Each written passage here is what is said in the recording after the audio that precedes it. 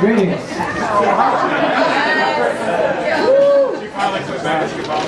That's right. That time. It's that time, Wes.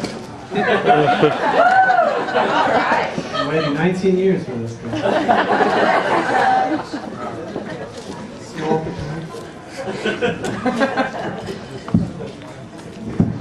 Printer run out, Kate.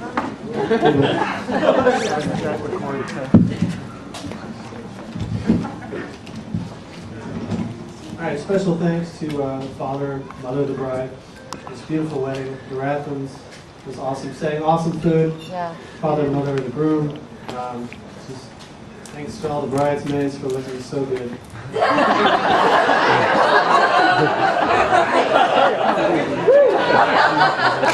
To all the groomsmen, nobody was seriously injured or burned.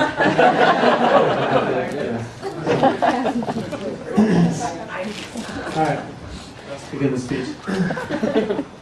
Some say that today is a happy day. When one says, I guess that's true. But for the majority of all eligible bachelors out there, I'm sure that you would agree that today is a sad day. Because today, Erica has been taken off the market. And for that, we men grieve bitterly.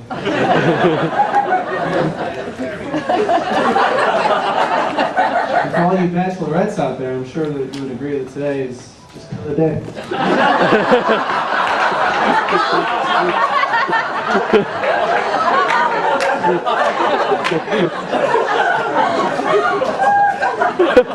Now, traditionally, it is customary for the best man to share embarrassing stories about the groom. And since Wes and I went to the same preschool, elementary, high school, same baseball team, we're roommates in college, rackmates in boot camp, and we work the same jobs, I want you to know that I have a lot of dirt on Wes. But no, that's beneath me. I'm not going to do that. I always found that to be cruel and unusual, and I don't want to put Wes through that. I'm above all that. I'm not going to tell you about the time in middle school that we pretended to be Boy Scouts and went door to door selling Band-Aids to the elderly. In exchange for some quick cash. They said it was National Red Cross Day. I'm not going to tell you about the time we lit Wes's pajamas on fire in college with rubbing alcohol, and then he had to jump in the school fountain to put it out.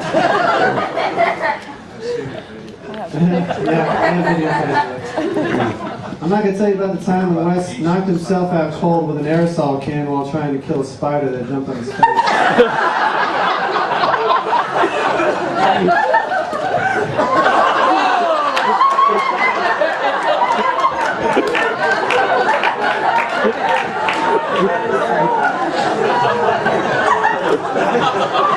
Get a picture of that. I'm not going to tell you about the time we got suspended in high school for putting live fish in all the school toilets and pigeons in the gym. Or about the time Wes made Miss Clark cry in high school when he hit her in the face with a bouncy ball. Or about the time we were chased by a police car after throwing eggs on his windshield. It was good therapy for me. I've been told to share that story.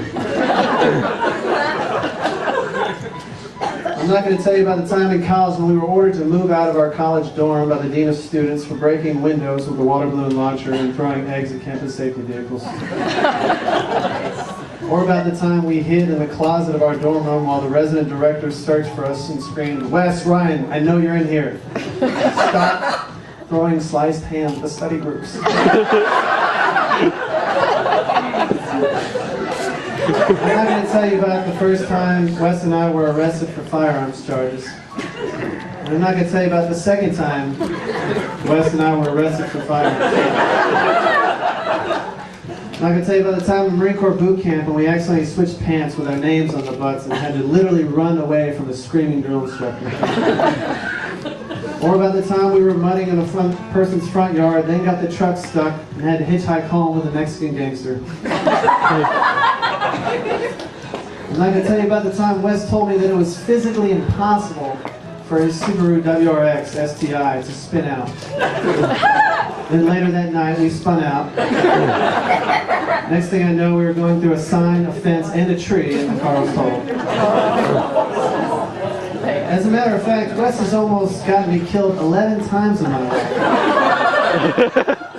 11. That's the best man. Lord knows his guardian angels have been on the ball. I'm not going to tell you about the time in college when Wes crapped his pants. And then try to tell me that it didn't happen. I was like, Wes, what just dropped out of your shorts? And he was like, that didn't happen.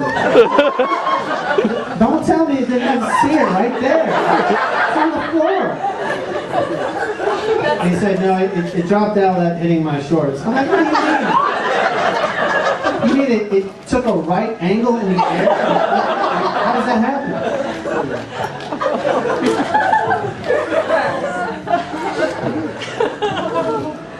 I'm not going to tell you about the time in Panama City when we launched bottle rockets at people from my car through PVC pipes wired to my battery.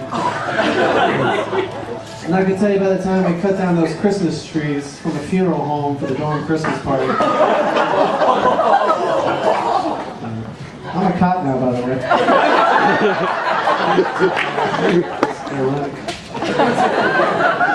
I'm not going to tell you about the time when Wes studied lockpicking for weeks just so that he could break into the dorm circuit breaker box, shut off all the power to the other 3 dorm floors in retaliation for killing our life-size Rocky cutout. I'm not going to tell you about the time we were kicked out of John Day's house in the middle of the night for painting his toenails pink while he was sleeping. By the way, the next day, we were in high school and our Bible teacher was like, I just want to demonstrate for y'all the love that Jesus had for his disciples by washing the feet of the disciples. So if everybody takes off their shoes and socks right now. And there was John just sweating bullets. He takes off his sock and I'm cracking up laughing. He's like, I can explain. Wes and Ryan, oh God.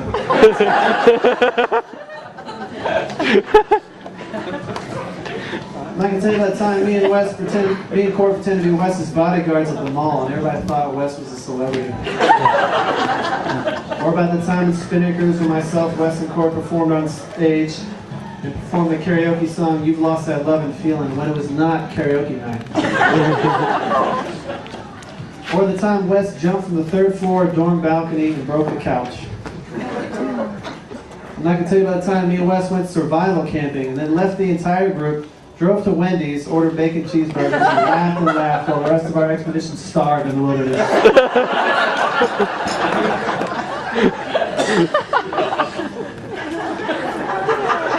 I'm not going to tell you about the time we were tubing at the lake and Wes lost his swim trunks, but then continued to hold on to the rope for another half mile, and had to swim a half mile back, butt naked, in front of everybody at the lake just to find his pants. I'm not going to tell you about all that because that would be beneath me. However, I will share with you, fine guests here today, an actual conversation between Wes and Erica through the wonders of technology in an effort to show the special communications they both share with one another. This was grabbed off of Facebook.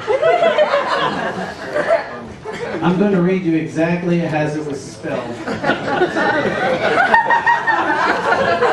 is an actual conversation, back and forth, from Wes and Erica. This is Wes talking.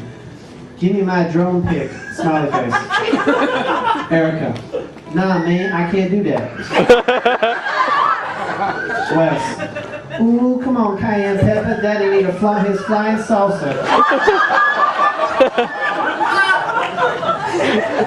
Erica, I'm gonna need something in return like your loving. Wes, girl, I was walking in the kitchen, and guess what I see? Hell no. A bag come at me from the back door, and when I laid the dog out the back, I was like, hell no, I ain't living in no back cave, damn.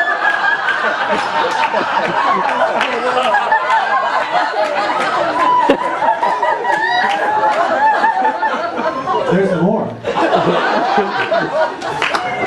Erica, use cray-cray food.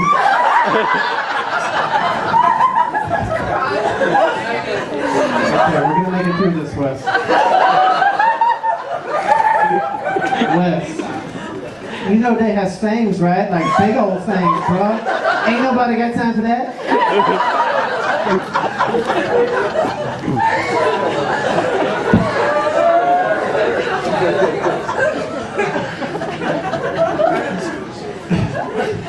This is just one of the many reasons that Wes and Erica are perfect for each other.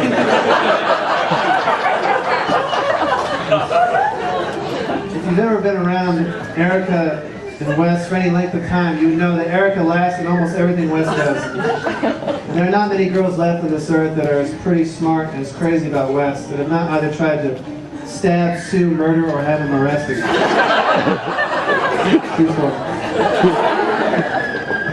And anyone that can put up with Wes for that long has to be a special person. Being a police officer for 4 years has taught me many valuable lessons about love and marriage. So if I could have all the couples in the room just turn and face each other right now. Just look deeply into each other's eyes. Now statistically speaking, you are staring at the person that is most likely to murder you in your sleep.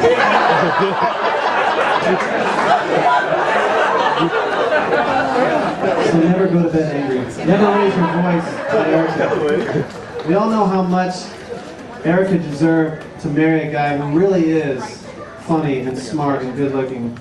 So thank God she married you, Wes. Before she could find that guy.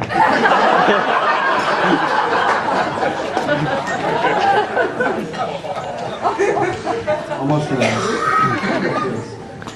So Wes, let me just say how lucky you are, because after today you walk out of here having gained a gorgeous wife who is funny, smart, caring, a wife that is genuinely fun to be around, and that lights up the room whenever she goes in.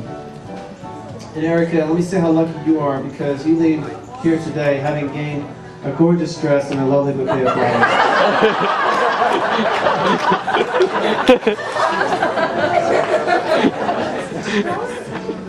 But in all seriousness, Wes, you're like a brother to me. I'm so proud of you for the man that you have become. And I know that you and Erica will have an awesome marriage together. Erica, you have made a great choice for a husband, and I couldn't be any happier for Wes that he chose you. The Bible says in Proverbs 18:22, he who finds a wife finds a good thing and obtains favor from the Lord. So may both of you abide in the favor and blessing of the Lord for the rest of your lives. Here's to the happy couple, Mr. and Mrs. Kraft.